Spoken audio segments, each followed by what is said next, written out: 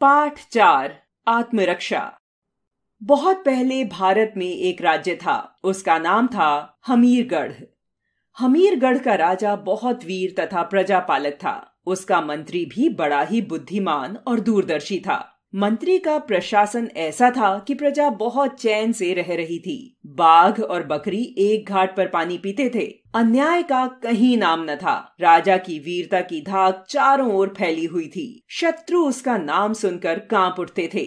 आस पड़ोस के छोटे छोटे राज्यों के राजाओं ने उसकी अधीनता स्वीकार कर ली थी। बहुत से राज्य तो अपनी सुरक्षा के लिए हमीरगढ़ राज्य को निश्चित वार्षिक कर दिया करते थे, परंतु मंत्री के चेहरे पर सदा चिंता की रेखाएं खिंची रहती थी। एक बार की बात है कि अचानक खुशहाल हमीरगढ़ राज्य में एक डाकू ने आतंक फैला दिया। प्रजा में त्राही त्राही मच गई। इससे मंत्री की चिंता और भी बढ़ गई। उसने जगह जगह सैनिक तैनात कर दिए, परंतु डाकू बहुत चालाक था। वह आज यहाँ डाका डालता तो 2-4 दिन बाद कोई 20 कोस दूर लूट करता। वह अपने दल के साथ अचानक भूत की तरह प्रकट होता और आनन फानन में लूटपाट करके पलक झपकते ही गायब हो जाता। तैनात पहरेदार और सैनिक तो बस देखते ही रह जाते। घिर जाने पर भी वह ऐसे गायब हो जाता मानो उसे धरती निगल गई हो। राजा ने सुना तो उसके माथे पर बल पड़ गए। उसने मंत्री को बुलाया और डाकू के आतंक को समाप्त करने का आदेश दिया। उसने कहा, मंत्री जी, मुझे हर हालत में डाकू चाहिए, जिंदा या मुर्दा। एक दिन तो डाकू ने कमाल ही कर दिया। उसने ठीक राजमहल के सामने एक साहूकार के यहाँ डाका डाला। जब तक लोग सावधान हुए और सैनिक वहां पहुंचे, तब तक तो डाकू 9-2-11 हो गया। यह देख राजधानी में भी जगह जगह सैनिक तैनात कर दिए गए। पर इससे क्या होना था? अगले ही दिन उसने एक और साहूकार के यहाँ डाका डाला। इस समाचार से राजा बहुत चिंतित हो उठा। उसने मंत्री को आज्ञा दी कि जैसे भी हो डाकू को जल्दी से जल्दी पकड़ा जाए। मंत्री ने सैनिकों की संख्या और बढ़ा दी। कुछ दिन तो शांति रही, परंतु जब डाकू ने एक ही रात में 4 जगह डाके डाले तो प्रजा में त्राही त्राही मच गई। यह देख मंत्री ने प्रत्येक गांव में चुने हुए सैनिक तैनात कर दिए। वे नौजवानों को लाठी तलवार चलाना सिखाने लगे।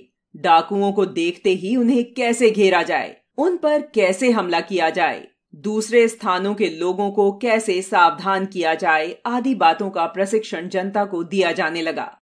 गांवों की सुरक्षा के लिए प्रत्येक गांव में रक्षक दल बना दिए गए। अब तो गांव का प्रत्येक व्यक्ति सैनिक था।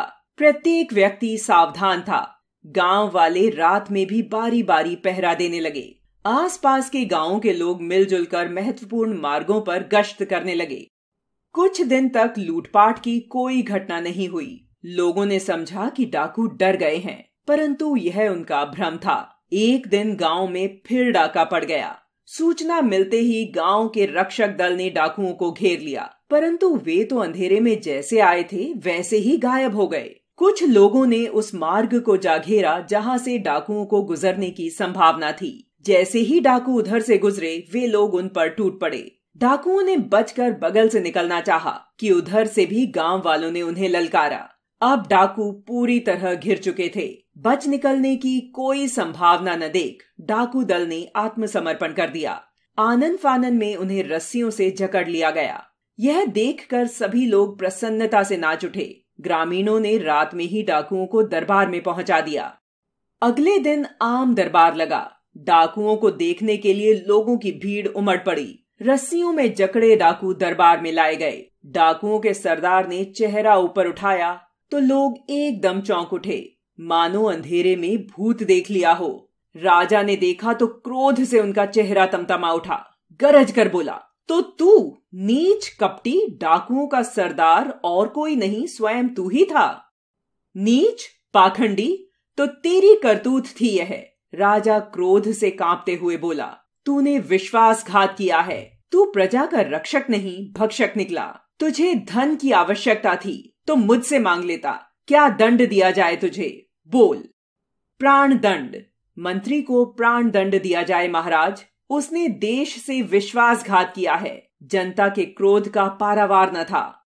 मंत्री के चेहरे पर मुस्कुराहट दौड़ गई। राजा क्रोध से आग बबूला हो उठा और कड़क कर बोला, बोल पाखंडी, क्या दंड दिया जाए तुझे?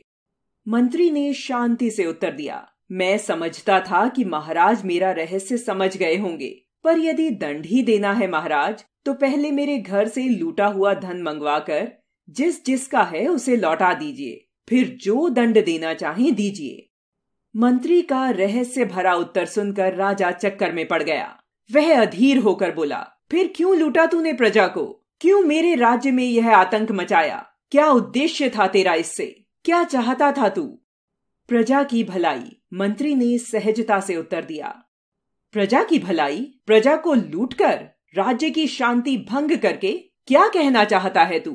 राजा के स्वर में क्रोध के साथ आश्चर्य भी कम न था, लेकिन राजा का क्रोध थोड़ा कम हुआ। हाँ महाराज, मंत्री ने शांति से उत्तर दिया, यदि मैं ऐसा न करता तो प्रजा में स्वयं अपनी रक्षा करने की शक्ति कैसे आती? बिना सैनिकों की सहायता के लोग एक चालाक डाकू को कैसे पकड़ पाते? सभी गांवों में तो सैनिक नहीं रखे जा सकते, फिर प्रजा केवल सैनिकों के भरोसे क्यों रहे? क्यों नहीं अपनी रक्षा स्वयं करे? महाराज, मुझे संतोष है कि मेरा उद्देश्य सफल हुआ। अब मुझे विश्वास है कि हमीरगढ़ की ओर आंख उठाकर देखने का साहस कोई नहीं कर सकता। अब राज्य का प्रत्येक नौजवान सैनिक है, प्रत्येक गांव में रक्षक दल है। मुझे खेद है कि प्रजा को अपनी रक्षा अपने आप करने की शिक्षा देने के लिए मुझे यह नाटक करना पड़ा। महाराज जो दंड देना चाहें मुझे स्वीकार है। राजा ने मंत्री को गले लगा लिया। जन समुदाय मंत्री की जय जयकार